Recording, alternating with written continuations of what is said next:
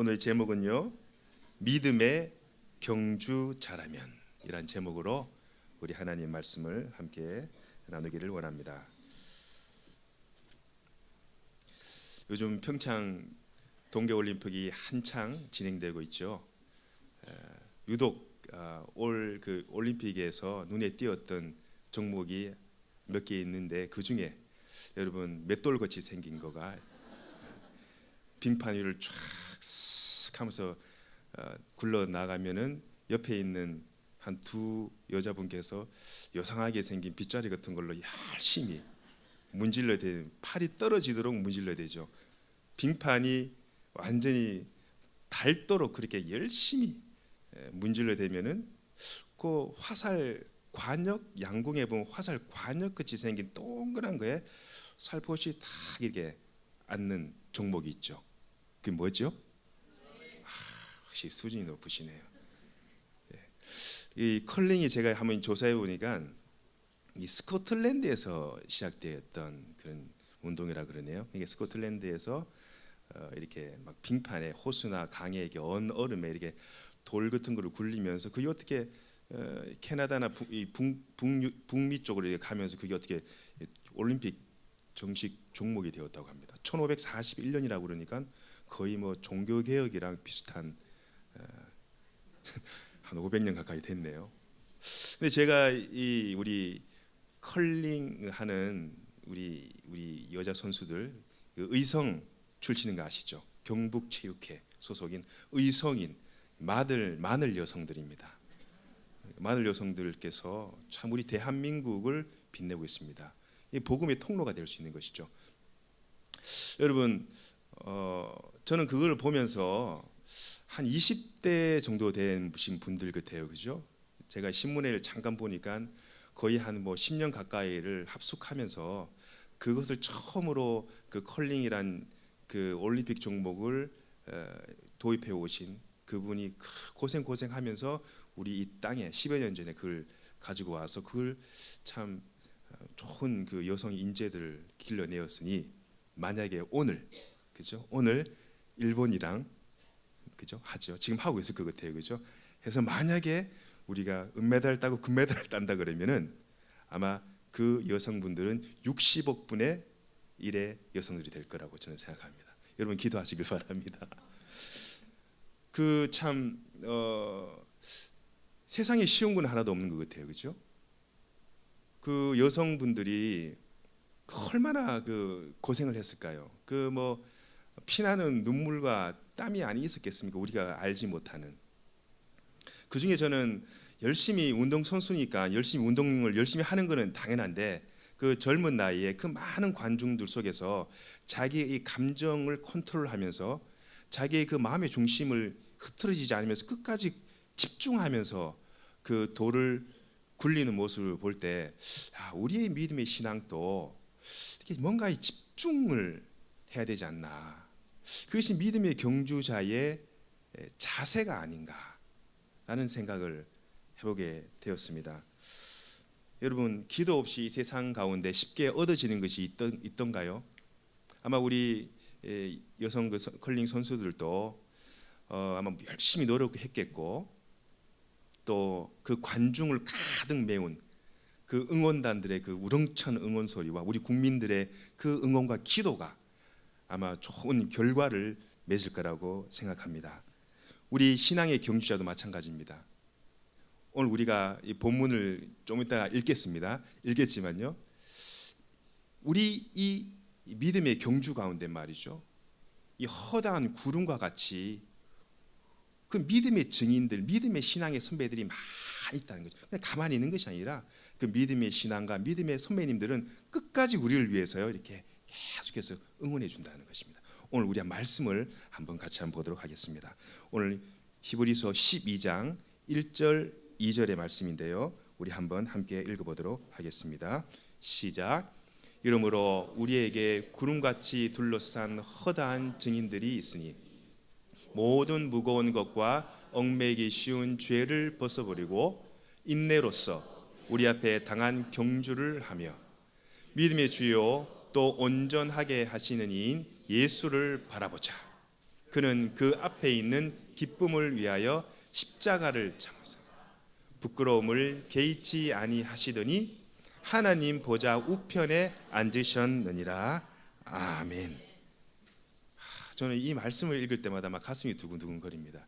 왜냐하면 말이죠, 방금 말씀드린 데처럼 그 컬링 여성 선수들이 그 경기에 집중할 때 그 관중석을 가득 메운 그 응원단들이 말이죠, 열심히 응원을 해주고 기도해주고 또 이 5천만 이 대한민국 국민들이 함께 응원한다는 사실, 그것이 만약에 그것이 마냥 우리가 믿음의 경주를 함에 있어서 우리가 그냥 혼자 경주를 하는 것이 아니라 우리 앞서간 믿음의 선배님들, 믿음의 신앙인들의 그 응원과 또 보이지 않는 그 증거들이 우리의 신앙의 경주를 완주하게 하게끔 도와준다라는 그런 말씀입니다.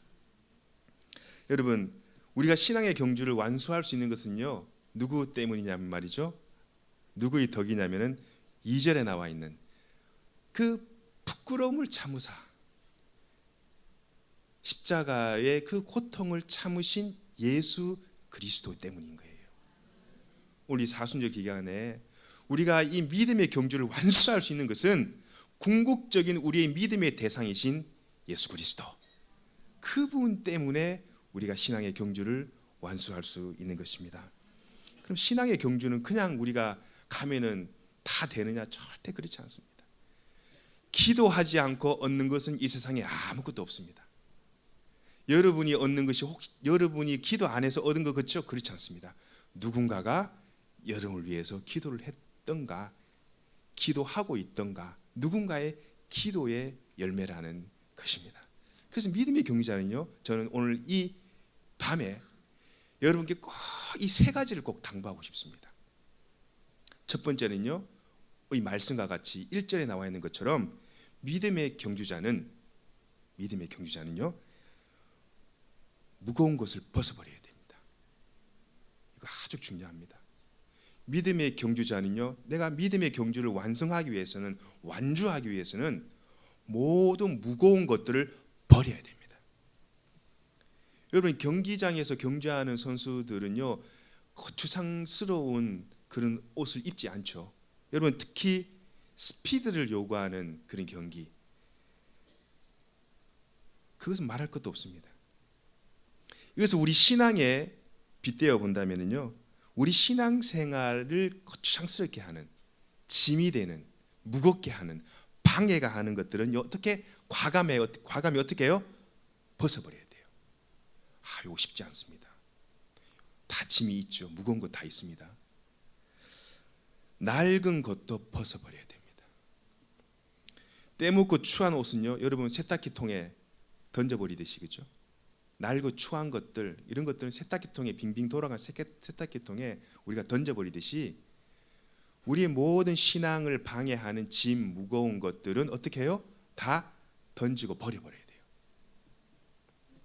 요즘 스포츠 과학이 엄청 발달되었습니다. 특히 우리 스피드 스케이팅이나 이런 걸 보면요, 옷이 거의 공기의 저항을 최대한 줄이고 최대한 가볍게 옷을 만들죠.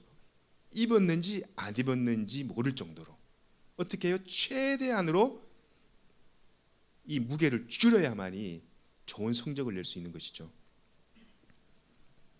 그래야만이 우리 신앙의 경주도 순풍의 돛담배처럼 순항을 할 수가 있는 것입니다. 근데 그 짐이요, 그 무거운 것이 때로 말이죠, 의심일 수가 있거든요. 긍정적인 의심이라기보다는 부정적인 의심이 있습니다. 여러분, 그런 사람도 있죠. 또 그 무거운 것이, 그 짐이 말이죠, 하나님 말씀을 좀 가볍게 여기는, 하나님 앞에 겸손치 않은 마음도 무거운 것이 될 수가 있습니다. 또 나의 영적인 나태함, 하나님 말씀을 멀리하는 그런 영적인 나태함이 나의 짐이 될 수가 있는 것입니다. 여러분, 오늘 무거운 거 짐 들고 오신 분들요, 오늘 이 시간에 확 던져버리기 바랍니다.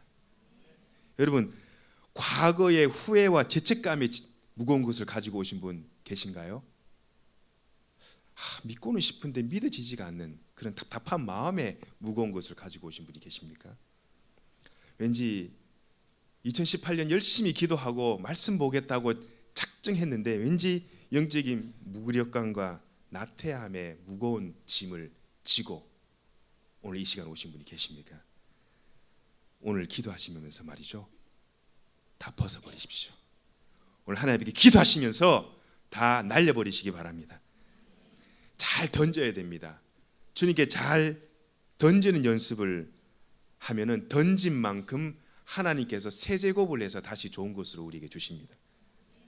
그것이 긍정적인 믿음의 신앙인의 태도인 것이죠. 안 된다, 못한다, 힘들다, 어렵다 라는 부정적인 생각은 땅에 묻어버리시고, 된다, 할 수 있다, 가능하다, 주님께서 함께 하시면은 못할 일이 없다, 이런 신앙의 긍정적인 마음을 가지고 살아가는 저와 여러분이 되기를 간절히 주님의 이름으로 축원합니다.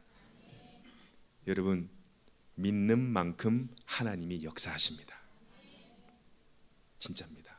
여러분, 믿는 만큼 하나님께서 그 믿음의 양만큼 역사하십니다. 완전히 오늘 맡겨버리십시오. 주님께서 여러분을 돌봐주시고 주님께서 우리를 권고해 주십니다. 마태복음 11장 28절에서 30절 이런 말씀이 있죠. 우리 한번 함께 읽어볼까요? 준비가 안 됐나 봐요. 수고하고 무거운 짐진 자들아, 다 내게로 오라. 내가 너희를 쉬게 하리라. 여러분, 이 말씀이 너무 좋지 않습니까? 무거운 짐을 가지고 있는 사람들은 다 누구에게 오라고요? 하나님께 오라는 거예요. 던져버리라는 거예요. 주님께 다 맡겨버리라는 거예요. 그럼 하나님께서는 너희를 가볍게 쉬게 해주겠다. 30절에 이런 말씀이 있습니다. 내 이는 내 멍에는 쉽고 내 짐은 가벼움이라 하시니라. 맡기면 본인도 살고 공동체도 삽니다. 맡기는 과정이 좀 힘들 수 있습니다. 그러나 맡기면 개인이 살게 됩니다. 가정이 살게 됩니다. 교회가 살게 됩니다. 무거운 짐을 버린 자의 결과는 결국 하나님이 주시는 하늘의 평안과 감사함입니다. 두 번째 말이죠. 첫 번째가 뭐라 그랬나요? 무거운 것을 벗어버려야 돼요. 두 번째는 뭐냐면요, 우리 말씀에 1절에 나와 있는데, 믿음의 경주자는 말이죠, 얽매이기 쉬운 죄를 벗어버려야 돼요. 여러분을 얽매이는 죄, 저를 얽매이는 죄가 있어요. 여러분, 가끔씩 제가 이렇게 휴가를 받아서 한 일주일 이렇게 가족들이랑 휴가여를 갔다 오면 말이죠, 청소를 다 하고 갔는데도 집에 제 책상에 이렇게 먼지가 이렇게 앉아 있어요. 청소를 해도 일주일 지나니까 먼지가 뽀얗게 책상 위에 앉아 있는 모습을 종종 보게 되었습니다. 여러분, 이 말은 무슨 말입니까? 우리는요, 매일 죄를 입으로 먹고 뱉습니다. 눈으로 보고 느끼고 결국 죄를 짓습니다. 죄는 말이죠, 떠다니는 공기와 같습니다. 쉽게 노출되고 쉽게 시험 들고 쉽게 유혹에 빠집니다. 때론 그 죄의 늪에 허우적대면서 빠져나오지 못하는 사람도 많이 있습니다. 그런데 이 모든 것이 어디서 오는지 아십니까? 죄에 대한 민감함이 없기 때문에 그래요. 현대인들은 죄에 대한 민감함이 둔합니다. 그런데 우리 그리스도인들은 이 죄에 대한 민감함이 아주 발달돼야 돼요. 왜냐하면 하나님께서는 마음에 죄를 갖고 있는 사람의 기도는 절대 응답하지 않더라고요. 마음이 깨끗한 사람의, 심령이 깨끗한 사람의 기도의 응답을 갖고 있지, 누구를 미워하고 누구를 시기하고 누구를 질투하고 이런 마음을 갖고 있는 사람은요, 1년 360일 새벽 기도를 나와도 하나님께서 응답이 없습니다. 경건의 모양만 있는 것이지 경건의 능력은 없는 것이죠. 죄에 대한 민감함이 사라져버렸다. 성경은 말이죠, 또 이렇게 말하죠. 믿음으로 하지 않는 모든 것은 다 뭐라고요? 죄니라. 저는 이 말씀을 들으면요, 어떻게 하나님 이런 말씀을 하실까? 나는 믿음으로 한다고 하는데 하나님께서는 믿음으로 하지 않는 모든 것은 다 죄니라. 죄와 믿음에 대한 분명한 선이 있습니다. 마치 천국과 지옥에 대한 중간지대가 없듯이 죄에 대해 중간지대가 없습니다. 믿음으로 하지 않는 모든 것은 죄다. 목사님, 이거 너무 하신 거 아닌가요? 그렇지만요, 이 믿음으로 하지 않는 것은 뭐랑 직결되냐면 바로 하나님의 말씀에 대한 불신앙과 직결되기 때문에 그래요. 하나님 뭐냐?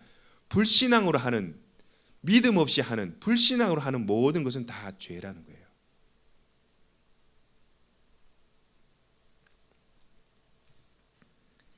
죄는 우리 영적인 성장과 성숙을 방해해버리죠. 사단과 죄는 실과 바늘 가듯 늘 함께 따라다닙니다. 여러분 누가복음에 보면은 가룟 유다에게 뭐가 들어와 버려요? 사탄이 들어와 버려요. 누가복음 읽어보시면은 저도 집에서 지금 계속 지금 통독을 하고 있는데요. 누가복음 제가 20장인가 21장에 읽어보니까 가룟 유다에게 뭐가 들어가 버려요? 사탄이 들어가 버려요. 와, 저는 그 말씀 듣고 야, 우리 믿는 사람에게 어떻게 사탄이 들어갈 수가 있을까? 결국 뭐예요? 가룟 유다는 예수님을 믿었다 안 믿었다? 예수님 안 믿었다는 거예요. 예수님의 12제자로 부름을 받았지만은 그 마음 속에는 믿음이 없었다는 거예요. 불신앙이라는 거예요. 불신앙. 죄라는 거예요. 그러니까 이 죄가 말이죠, 우리를 얼마나 얽어매는지 봅니다. 우리를 얼마나 얽어매는지 모른다는 거예요. 그러니 죄에 대한 민감함이 없다면은 우리가 죽을 때까지 예수님을 믿어도 예수 믿는 맛이 없어요. 그러니까 우리가 죄에 대해 민감해야 됩니다. 그래서 주님께서는요, 항상 깨어 기도하라. 여러분, 이 사단이 귀신같이 우리 약점을 잘 알아요. 그죠? 귀신같이 우리 약점을 치고 들어옵니다. 여러분 경험을 많이 해봐셔서 아실 거예요.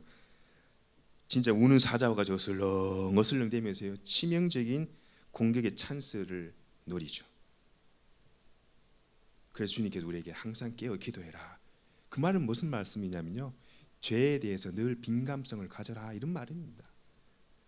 왜냐하면 말이죠, 기도하지 않으면 우리는 죄를 결코 이겨낼 수가 없습니다.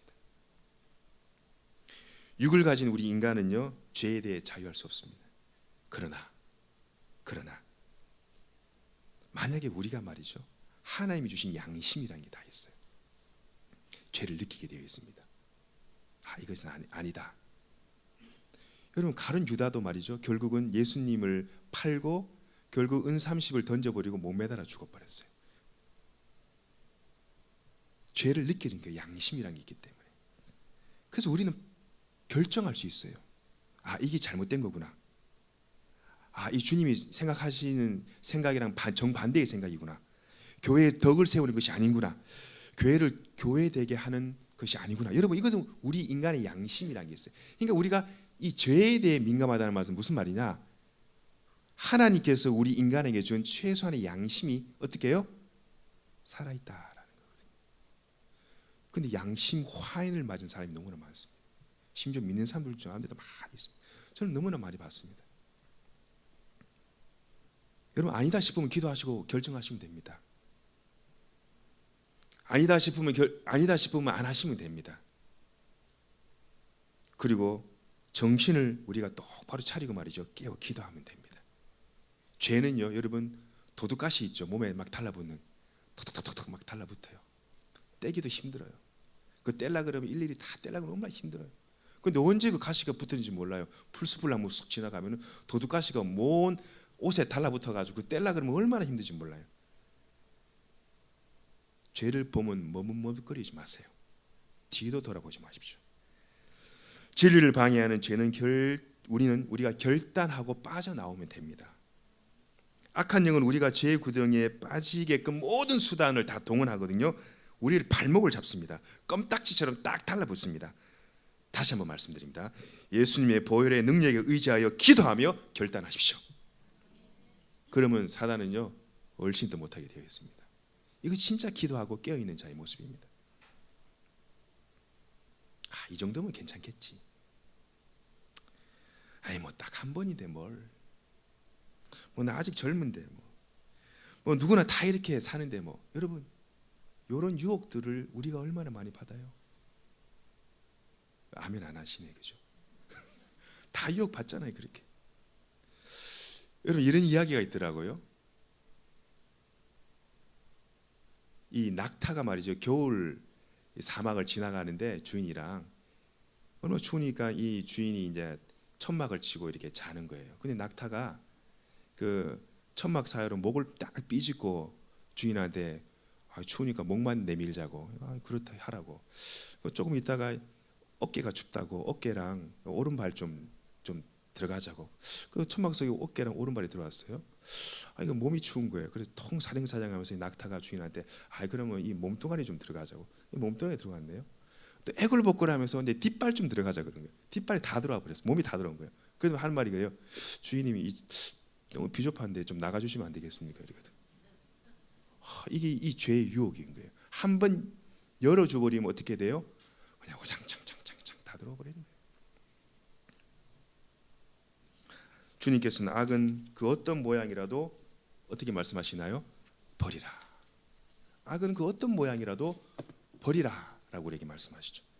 마지막 세 번째 말씀드리면요, 믿음의 경주자는요 예수님만을 바라봅니다. 따라해 보십시오. 믿음의 경주자는 예수님만을 바라봅니다. 여러분, 이 신앙의 경주는 그 시선을 어디에 집중하느냐에 달려 있습니다. 그 목표점에 눈과 관심을 고정시켜야 됩니다. 우리의 궁극적인 믿음의 대상이신 예수 그리스도께 우리의 시선을 고정시켜야 되는 거예요.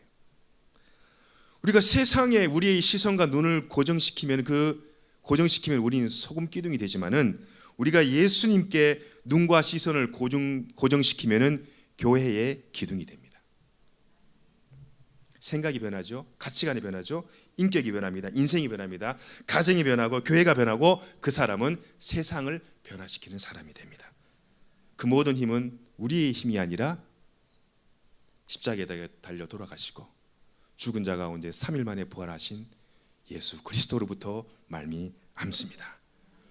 번지르하고 화려해 보이는 것에 시선을 주지 마십시오. 예수님께 채널 고정, 예수님께 시선 집중. 주님은 우리의 영원한 표대이시기 때문입니다.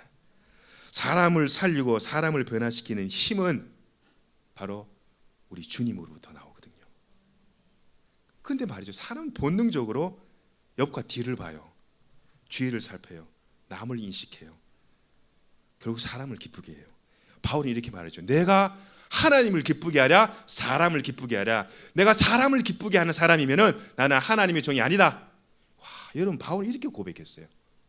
사람 비유 맞추지 않겠다는 거예요. 하나님께 집중하겠다는 거예요. 제가 좀 과한 표현입니다만은 예수님께 완전히 정신이 나가버렸어요. 복음적인 광인이 돼버렸어요. 여러분, 우리가 이 정도는 못 믿더라도 10분의 1 정도는 믿어야지 되지 않겠습니까? 예수님은 보이지 않습니다. 볼 수 없습니다. 우리가 세상에 시선을 맞추면요, 나의 초라한 모습, 불평, 불만이 쏟아지죠. 그러나 우리가 현상 너머에 있는, 지금 현상 너머에 있는 주님, 현상 너머에서 역사하실 우리 주님을 바라봅시다. 주님은 살아계십니다. 여러분, 주님은 우리 옆에 계셔요. 주님, 우리 이 자리에 우리 함께 하십니다. 그런데 왜 사람의 겉모습을 보십니까? 왜 화려한 모습에 시선을 강탈당하십니까? 그리고 나중에 시험 들었다고 그렇게 하소연하십니까? 그 속에는요, 세상 속에는 예수님의 그림자도 볼 수 없습니다.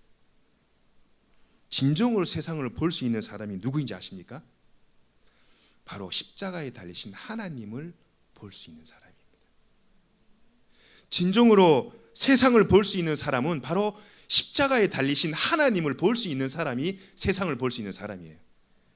그분 보지 않고 세상 보면은 시험당합니다. 하나님을 보는 사람은 하나님께서 그분을 가까이 하시고, 하나님도 때로는 인격적인 분이셔서 말이죠, 부담스러운 사람이 있어요. 생각이 강하고 고집이 세고 타협할 줄 모르고 남의 말도 잘 듣지 않고 자기 말만 하는 사람, 하나님이 부담스러워 하시는 사람. 그러나 교회는요, 예수님의 음성과 세상의 소리를 들을 수 있어야 합니다. 이 교회가 하나님이 쓰시는 교회가 됩니다. 이 교회가 하나님이 기뻐하시는 교회가 됩니다. 일당 100을 감당하는 교회가 됩니다. 작지만 강한 교회가 되는 거예요. 덩치만 크고 비대한 교회, 성령이 없습니다. 작지만 영혼 구원에 총력하는 교회, 작지만 성도 한 분 한 분을 말씀으로 영적으로 살찌우는 교회, 그 교회가 주님의 정신을 배우게 합니다. 겸비한 신앙관을 세우게 합니다. 이것이 바로 주님이 기뻐하시는 성령의 공동체요, 주님께서 기뻐하시는 선교하는 교회가 될 수 있습니다. 오직 예수님만을 바라보는 교회의 지체로 살아가시는 저와 여러분이 되기를 주님의 이름으로 축원합니다.